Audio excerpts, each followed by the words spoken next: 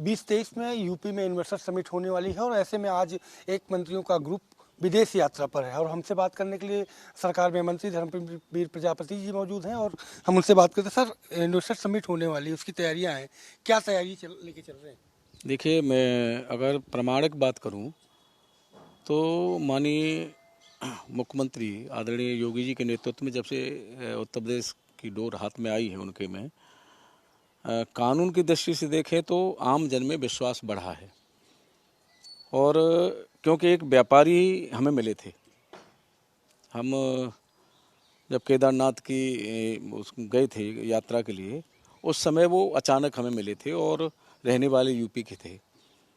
उस समय सपा बसपा की जब सरकार रहती थी और उत्तर प्रदेश अराजकता में चला गया था, तो उस समय वो यहाँ से चले गए थे चंडीगढ़ और बता रहे थे कि योगी जी के नेतृत्व में जब से सरकार बनी है हम लोगों में विश्वास जगा है, कानून व्यवस्था वहाँ स्थापित हुई है, तो हम दोबारा अपना उद्योग और उत्तर प्रदेश में लगाना चाहते हैं। मैं कहना चाहूँगा कि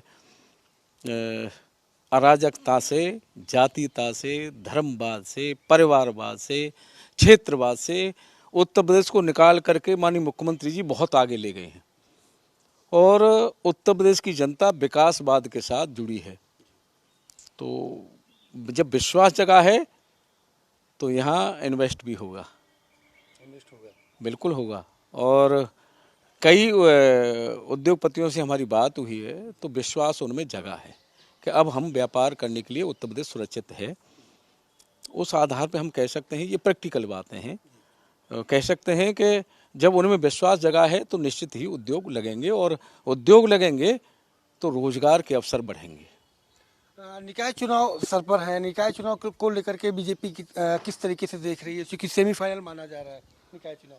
देखिए, अगर मैं बात करूं तो किसी भी दल के आगे संगठन हमारा इतना मजबूत है, हमारी बूथ की इकाई, हमारा सेक्टर, मंडल, कहीं भी किसी भी दल में संगठन की संरचना इतनी मजबूत नहीं है और हम संगठन की संरचना के आधार पर निरंतर नए आयाम स्थापित हम लोग कर रहे हैं और मैं विश्वास के साथ पूर्ण कह सकता हूं कि यहाँ भी हम लोग आगे बढ़ेंगे और जीतेंगे। जब निकाय चुनाव की बात हो रही है तो ऐसे में एमसीडी चुनाव को नहीं भूला जा सकता है, क्योंकि वहाँ से 15 साल से आप काबिज हैं और आज वहाँ गिनती हो रही है। क्या लग रहा है कि वहाँ पर चूंकि पूरी ताकत, विपक्ष कह रहा है पूरी ताकत, पूरी मंत्रियों की फौज उतार दी आपने दिल्ली में? हमारे पास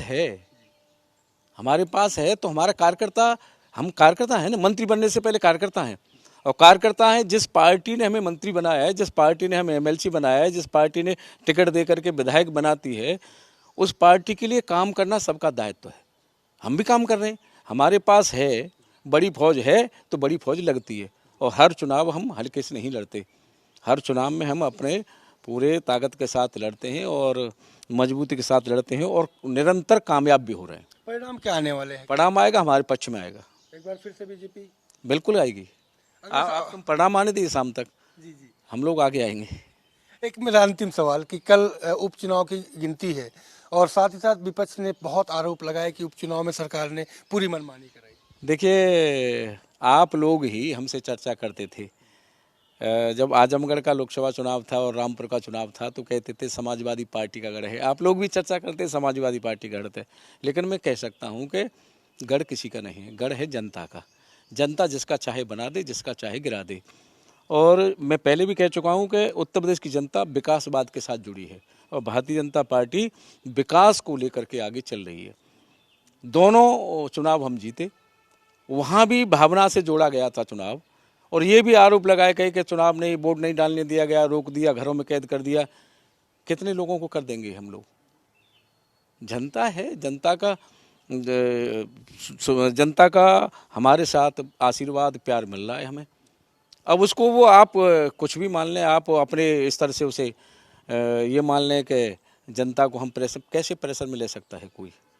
जनता की भावना को कोई दबा नहीं सकता। हम उत्तर प्रदेश की जनता का नहीं, पूरे देश की जनता का हम लोग हृदय से सम्मान करते हैं, स्वागत करते हैं और उनकी भावनाओं के अनुसार हमारी केंद्र की सरकार हो चाहे हमारी उत्तर प्रदेश की सरकार हो, योजनाएं बनाती है और बनानी भी चाहिए, क्योंकि जिस जनता ने हमें दोबारा सत्ता केंद्र में दी, दोबारा सत्ता उत्तर प्रदेश में दी, उनकी भावनाओं का हमें सम्मान करना चाहिए और जिस आशा विश्वास के साथ उन्होंने हमें दोबारा सत्ता में लाए हैं उसके अनुरूप हमें काम भी करना चाहिए और हम लोग कर रहे हैं। शुक्रिया हमसे बात करने के लिए। तो आपने देखा कि ये थे सरकार के मंत्री धर्मवीर प्रजापति जी। इनका साफ तौर पे कहना है कि एमसीटी चुनाव में एक बार फिर से बीजेपी काबिज होगी। 15 साल से जो बीजेपी ने वहाँ पर काम किया है उसी के आधार पर हम लोग वहाँ पर चुनाव जीतेंगे। कैमरा पर्सन अमरीश के साथ संजय चौहान, भारत समाचार, लखनऊ।